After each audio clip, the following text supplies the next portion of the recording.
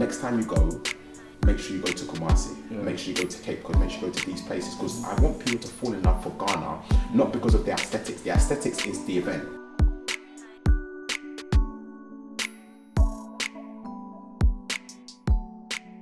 Alright guys, welcome again to Win or Lose, We Move.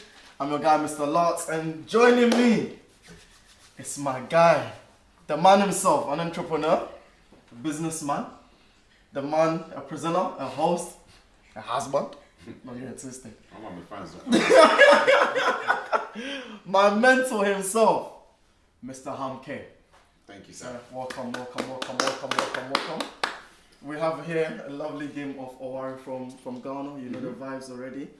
Honestly, first of all, before we start, I want to say thank you so much, bro. Thank you, because here we are in this space in your home turf. This is your space. Thank you for welcoming us into your space. Thank you for always picking up your phone when I call you. I say not every time, but he picks up. He answers. I was just about to say that. You catch me, you can catch me. No, but thank you, man, for being there. Honestly, the little advices you give me when you catch me on the road, I've never gone. I take them serious and I appreciate them. So thank you so much. Pleasure. But as I said, we're here in your home, in your restaurant. Bro, I want you to speak to me about it. Obviously, last time we spoke, we were talking more about hosting, presenting stuff, how that journey started. Lockdown. That was during lockdown 2020, yeah. 2020, I remember that. And now here we are. We're out of lockdown. During it, then you just, announced this is it. We're gonna open this place. So I want you to speak to me about that. Do you remember what's so funny? That I remember that conversation. We were talking a lot about visions, and that was something I put on my vision boards. So even from that conversation, I was like, it was in the back of my mind. So even just to rewind a bit, the vision of having a spot came to me in 2014. Wow. But it wasn't time yet. It wasn't time, but it was always in my mind. And I think 2020, that's when, or 2020, 2021, that's when God was like, that vision that you had 7 years ago, now it's time. Wow. And it was kind of from that conversation I was having with you, and we're talking about faith and walking by faith and not by sight. During the pandemic, no one's thinking, should I open a restaurant, anything like that. So that kind of pushed me to do it more. I like that. Honestly, obviously, I think one of the things, as I said, I appreciate about you so much is even that it's the essence of faith and doing things, like obviously waiting on God and doing things at the right time. That's something I always appreciate about you. So obviously you have this vision, but why? Obviously you could have done everything else. You could have opened a restaurant and it could have just been restaurant, like any cuisine. Why specifically go for this sort of celebrating your culture, making sure your culture is at the forefront? Why? I think for me, it's everything I've done, and I think you've spoken about it before, everything I've done is always in line with my purpose, which is the raising the profile of the motherland. So it would have been a disservice to myself to open any other cuisine. And I just believe, from taking thousands of people to Ghana over the last kind of decades, I know that Ghana is not just attractive for Ghanaians. So even though it is Ghanaian cuisine with a bit of a European twist, it's attracted, and I knew that it was going to attract not just Ghanaians, it was attracting other people, because again, we're educating people through food. Food is universal. Do you understand? It's just different titles, the same ingredients, but it's just either made different or different names. But in theory, it's the same thing. I'm gonna start the game whilst we continue. I'm trying to concentrate on how to play that. So 1957. For those that don't know, why? So for those that don't know, the year that Ghana became independent. And it's not just important for Ghanaians. West Africa, we were the first country to gain independence. So for me, Anywhere you want to start. Okay. Yeah. I'm learning, by the way, guys, because I haven't played this since. Do I do here? No, keep going. Okay, cool. Keep going, because you've not finished. Can I try here? No, from here. From where I left off. Okay, cool. So, keep going where you left off. So for me, when we browsed names, it was actually my business partner's idea. 1957. We didn't want an obvious name like, I don't know, Chop Bar. Chop Bar Africa or something like that. We wanted something for people to ask. Because what's so funny is that Ghanaians even ask why 1957. Someone even asked me, I didn't remind me, is that the year that she was born or something like that? And I'm like, no, that's the year we gained independence. And because of how it's spelled, the numbers 19 and then spelled 57, okay, Continue. 19 and then spelled 57, it kind of throws people off, but it's a good conversation starter for many people, and we can kind of educate people and tell people, you know, No, continue with these. this one, okay, cool. We can kind of educate people and tell them, you know, that's where it comes from. So again, it's about educating many people. Sure. But that's where the name comes from, the Year of Independence. Oh, great. Obviously, you mentioned that one of some of the things you've done there is always make people aware of your culture. Like anyone that knows you or comes to your social media at HamK, whether it be on the gram or anything, sees you and they see Ghana. You've been obviously a pioneer, I'll say, in our space for a very long time. I want to obviously speak of 1957. When somebody steps into 1957, what was the feel you wanted? What was the experience you wanted to give to them, and you achieved that? It's that feeling, you know, that feeling where you go to Ghana, say for 2 weeks, whether December or whatever kind of thing, and then you come back from Ghana and you go to the first Ghanaian maybe hall party or christening or thingy, like, I miss Ghana, man. Remember when we was chilling at, you know, Purple Bar or something like that. I wanted that kind of feeling of you've just gotten back from Ghana and you just reflect back on your holiday. And also that feeling of if you haven't been to Ghana, for you to be like, you know what, I've enjoyed the experience here so much, from the music, the ambience, the staff, that this has pushed me to go to Ghana. So that's the kind of experience I want people to have. I like that. It's your turn, by the way. Where do I start from again? Anyway, on your side. What I was going to ask also, what is your favourite cuisine on your menu? No, Charlie, you finished already. I finished.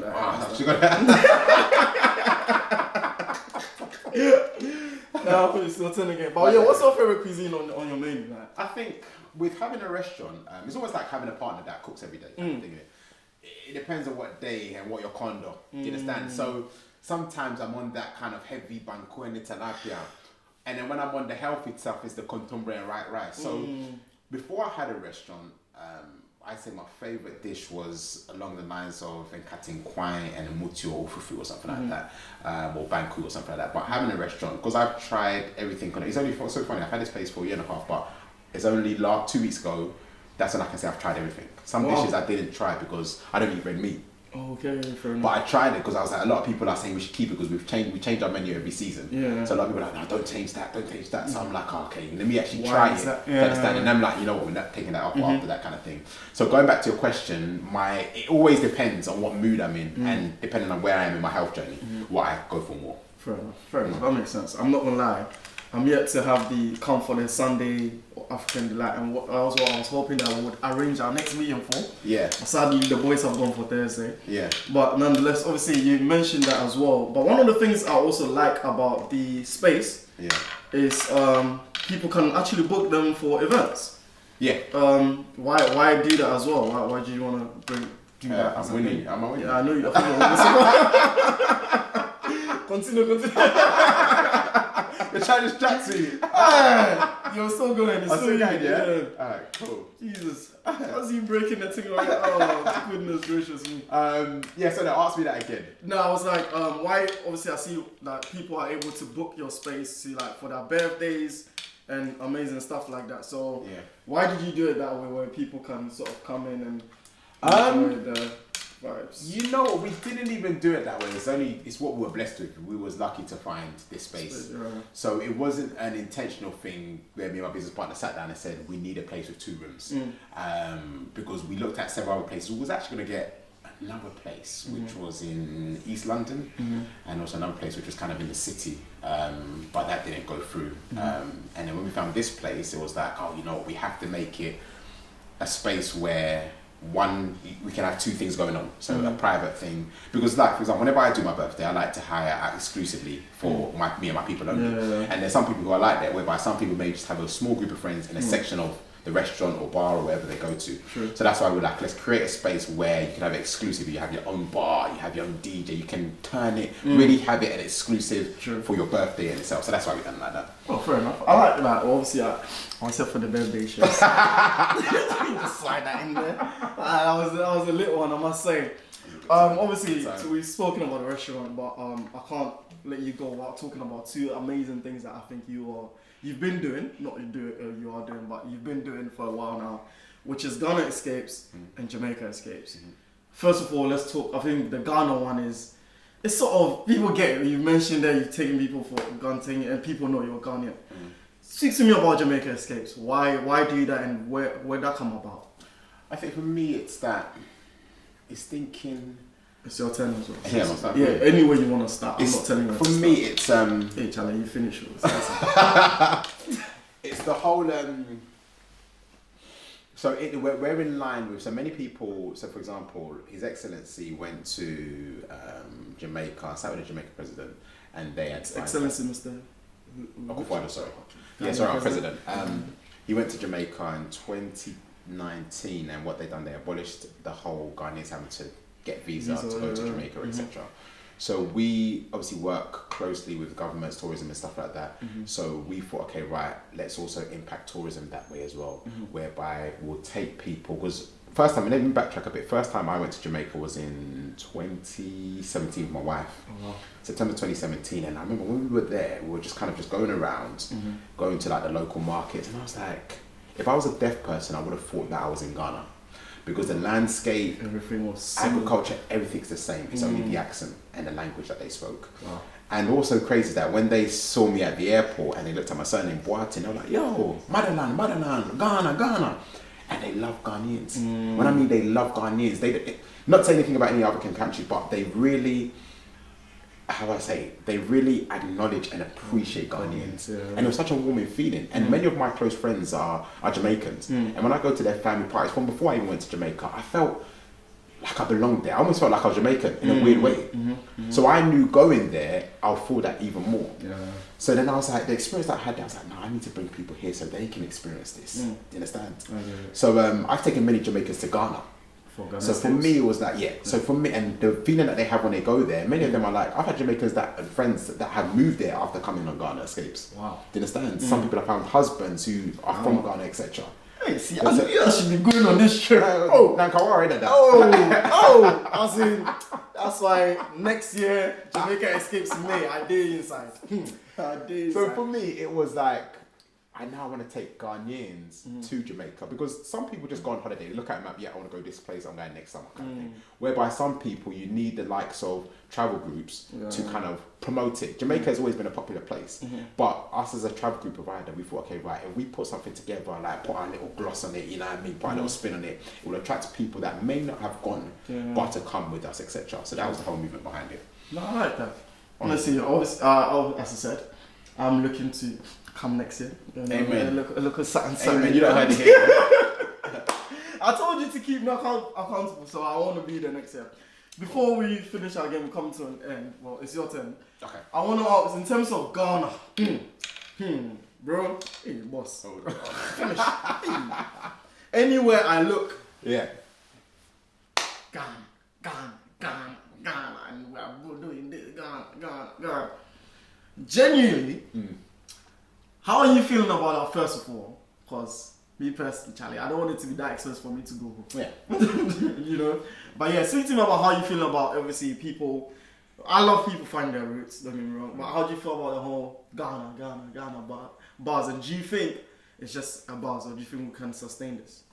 I think it's fantastic. I'm really happy to see. It's like when I remember when I was younger and I used to go on a plane. This is the days when Ghana Airways was around. Wow. You go on Ghana Airways. Ago. Yeah, time. I first went to Ghana in 92, 93, so I must have been about 5 years old. And of course, all I heard and saw was my mother's tongue in terms of people that look like my mum, sound like my mum, look like my dad, sound like my dad, which means it was only Ghanaians that was on the plane. Then I went in 99, my grandma passed away. And again, same thing again. People look like my mum, sound like my mum, look like my dad, sound like my dad. Then I didn't go for about 13 years. So I then went back in 2013, which was when I decided to do Ghana Escape. So I went for a research period. So I went in like the September. And I got on the flight, and as I sat down and I put on the belt, I looked around and I was like, I saw a group of girls. There was 10 girls here, and it was white girls, and they had the name of the celebrant. I think someone was getting married, so they had the hashtag on the t-shirt. Then I saw a Chinese man sitting there with his briefcase. Then I said to the steward, where's this plane going to? He said, Ghana. Because I was so confused, because my initial thought of Ghana was the same as 99. So I was like, wow, like Ghana, you know, like Chinese white people. So that for me, even before, and that was before I even landed at Kotoka. Wow. So that for me was saying that, you know what, Ghana's already growing. Yeah, Do you understand? So it's what's happening now is only growing to more people in our circles. But it was growing from then, which was 2013. So going back to your question in terms of how I feel about it, it's good to see Ghana turning into a tourism country. To a certain degree, it's good for the country and good for the economy. Do I think it's a buzz? Of course it's a buzz. It's a trend right now. It's a trend. It's trendy to go to Ghana. And why I say that is because I speak to many people that go to Ghana, whether they go to Ghana Escapes or they don't go to Ghana Escapes. And I ask them, oh, what did you do? What was your best experience? Just to do some market research. And you get a group of people that say, oh, Ghana was sick. Why was it sick? Oh, the rave. We done 4 partying in one night. Those type of people are going because it's a trend.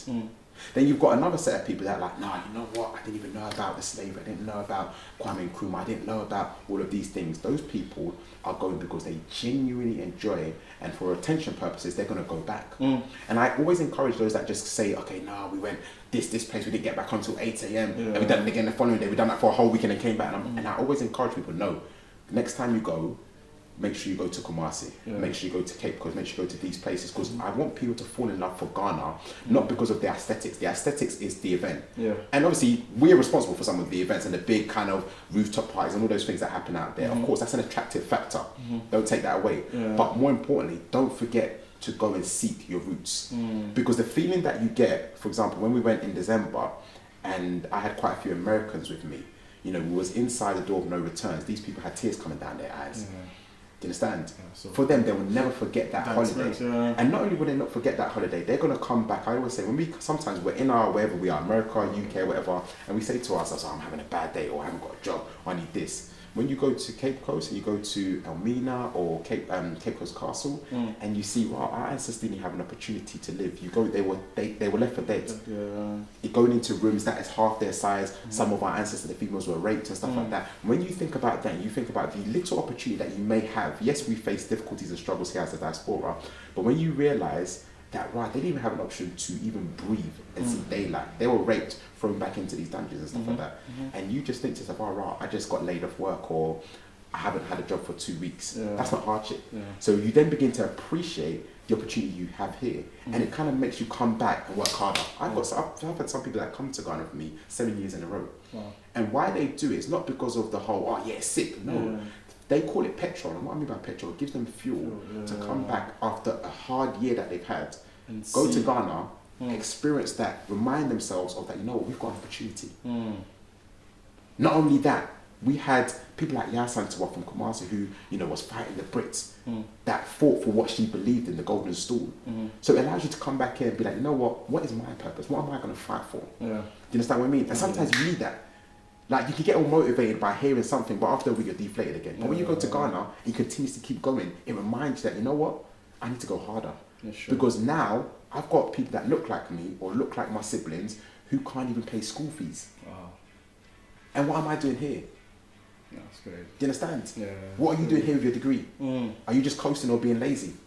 Because they are looking at you thinking, okay, you're out there. I'm not saying, let's say you're going to go back and pay for their school fees, but they're just relying on you. You're out there. You're lucky enough that your parents went there. You get the opportunity. Just go and make us proud. That's how I see it. When I go to certain villages and stuff like that, that's the first thing that goes to my mind. I see kids walking around, like carrying things on their head. 4-year-old kids, little girls carrying things on their head. Their parents can't afford school fees, so they're having to work from a young age, like 4 years old. If it was this country, legally, you can't work till you're 16. But they're having to work from 4 years old, and they're going to be doing this till whenever. That's true. So my thing is that, okay, right, you're looking at us saying, okay, right, you guys just make us proud, man. Do you understand what I mean? Yeah, so those are the things that go through my mind. Wow. Bro, that is deep. I'm not gonna lie. And you're right. I think when I went there, last time I was there, I was like, that's a flaw. That's something that goes through your head. But where we are in our game, I don't know. I think we'll call it, you know, you take what's on your side, your 4. We'll take 4 for each. Let's see where we're at with what we have. But yeah, bro, I want to say thank you so much for being a pioneer, for being somebody of always say your vision has always been great. Thank you for mentoring the younger guys behind you. I always see, like, every time I'm at an event, if it's not even me, I see how you speak to my brothers, my colleagues, those who host, those who DJ and things like that. And you literally pushing us to go home and do something at home. If I call your advice, something you're running. So bro, I want to say thank you so much. And everyone, if you've not yet, please come and enjoy good food. Come and enjoy good food. It's 1957. It's your guy himself, Mr. Hamke. I'm your guy, Mr. Lutz. Win or lose, let me see if I won. It looks like I won, you know. I knew you were going to say that. Hey, fact. Game time, it looks like I won, though, but win or lose. We move regardless. Thank you so much, Mr. Hamke. Thank you, brother. Pleasure, my brother. Thank you.